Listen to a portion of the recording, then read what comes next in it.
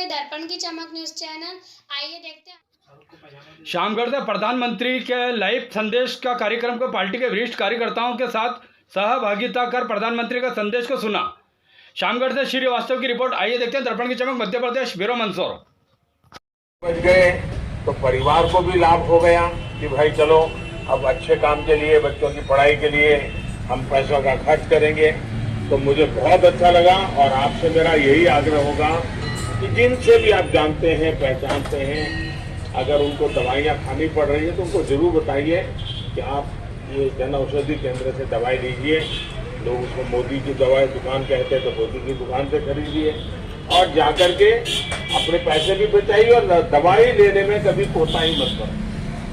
पैसों के अभाव में दवा न ले, ये स्थिति नहीं होनी चाहिए। इसलिए मैं सब मेरे भाइयों बहनों से ये कहूँगा कि कम पैसों में दवाई मिल जाती है और दवाई अच्छी होती है। आप विश्वास के साथ इसको कीजिए। बस मेरी आपको शुभकामनाएं, बहुत जल्दी स्वस्थ हो जाए और आपके बेटे का जीवन भी बहुत। अहमदाबाद का रहवासी हूँ सर। मैं करीबन अहमदाबाद में कहाँ रहते हैं राजू जी? सर मैं नया निकोल में रहता हूँ सर। करीबन 2 साल से मैं प्रधानमंत्री भारतीय जन औषधि परियोजना के साथ जुड़ा हुआ हूँ सर। हम लोगों ने जब कोरोना की महामारी में हम सब जन औषधि मित्रों ने मिलकर एक अभियान की शुरुआत की थी। हम लोगों ने सर घर घर जाके हमारे जो मरीजों है, जो रेगुलर पेशेंट है बीपी डायबिटीज, उनको दवाइयाँ पहुँचाई है सर। उसके बारे में मैं थोड़ा 1-2 मिनट बोलना चाहता हूँ सर। हमने देखा कि जैसे कोरोना की महामारी में लॉकडाउन आगे बढ़ता गया तो हमारे वहाँ मरीजों की संख्या बहुत कम आने लगी, क्योंकि सब भारत सरकार की योजना के अनुसार सभी जन औषधि केंद्रों पर भारत सरकार द्वारा उपलब्ध कराई गई है। माननीय प्रधानमंत्री नरेंद्र जी मोदी का उद्देश्य है कि गरीब से गरीब और निम्न तबके को भी स्वास्थ्य के खातिर उच्च मेडिसिन के खातिर कोई परेशानी नहीं हो। इसलिए देश भर में जन औषधि केंद्र के द्वारा सस्ती एवं उच्च गुणवत्ता वाली जेनेरिक दवाइयाँ उपलब्ध कराई जा रही है। इसके अंतर्गत 1400 प्रकार की मेडिसिन एवं सर्जिकल आइटम बेचे जा रहे हैं। विशेषकर महिलाओं के लिए कैल्शियम, प्रोटीन और सैनिटरी पैड, जो कि एक भारत जन औषधि परियोजना की एक बहुत बड़ी उपलब्धि है।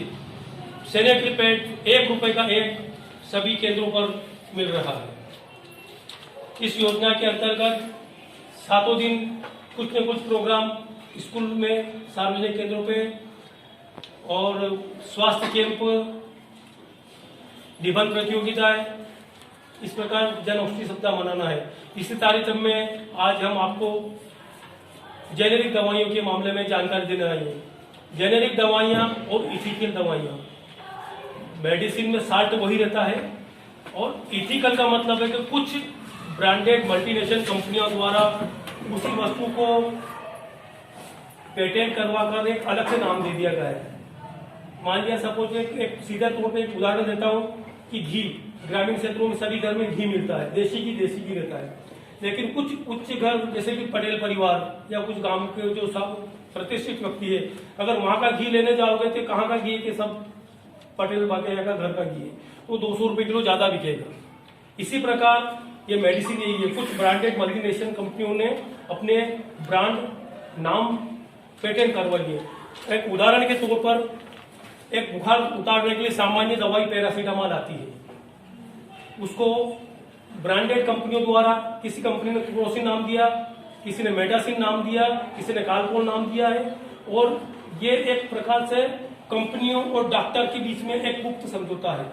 अगर डॉक्टर ने कालपोल लिखी है तो केमिस्ट को उसी नाम की ब्रांड देना पड़ेगी, वो दूसरी अदर जेनेरिक या अदर रेट नहीं देगा, क्योंकि डॉक्टर और कंपनियों के बीच एक समझौता हुआ है। कुछ कंपनियां डॉक्टरों को प्रलोभन देती है, उसी तारतम्य में वो दूसरी मेडिसिन नहीं देते। इसी प्रकार से सभी में ब्रांड नेम और जेनेरिक में यही अंतर है।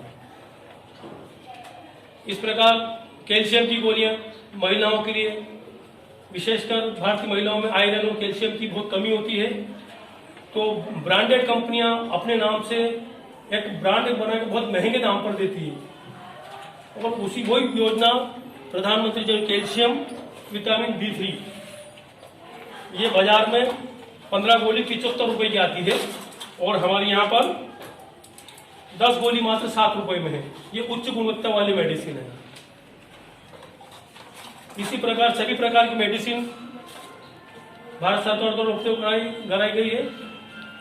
शुगर की, ब्लड प्रेशर की और सभी इन्फेक्शन, संक्रामक रोगों की, बुखार के लिए, सर्दी खांसी के लिए सभी प्रकार की मेडिसिन भारतीय जन औषधि केंद्र शामगढ़ पर उपलब्ध है, जो कि एक न्यूनतम मूल्य पर है। मार्केट से 50 से 60% कम कीमत पर ये सभी प्रकार की मेडिसिन उपलब्ध करवाई गई है। यह देश के माननीय प्रधानमंत्री नरेंद्र जी मोदी का एक सपना है कि गरीब से गरीब और निम्न तबकों को भी मेडिसिन के कारण या कोई दिक्कत नहीं हो, कम से कम कीमत में उनको प्राप्त हो जाए। तो इसी प्रकार की सभी प्रकार की ये मेडिसिन, इसके ऊपर वैल्यू भी कंपेयर कर रखी है और आप अधिक से अधिक प्रचार करें कि जेनेरिक दवाइयों और इथिकल में कोई फर्क नहीं है। जेनेरिक दवाई उच्च गुणवत्ता वाली है, तो आप अधिक से अधिक वो आप ग्रामीण क्षेत्रों में, अपने परिवार में, अपने आसपास, अपने स्कूल में सभी दूर जेनेरिक दवाइयों को प्रचार करें।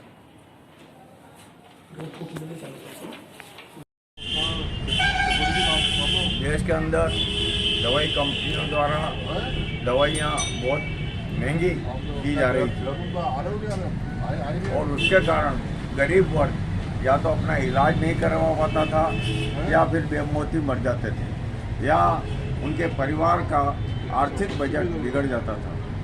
इस समस्या को देखते हुए मोदी जी ने गरीबों को सस्ती कीमत पर दवाइयाँ उपलब्ध हो सके, इसके लिए सस्ती दवाइयों का निर्माण चालू कराना प्रारंभ किया और पूरे देश के अंदर जन औषधि स्वास्थ्य केंद्र के माध्यम से सभी जगह सस्ती दवाइयाँ उपलब्ध कराई।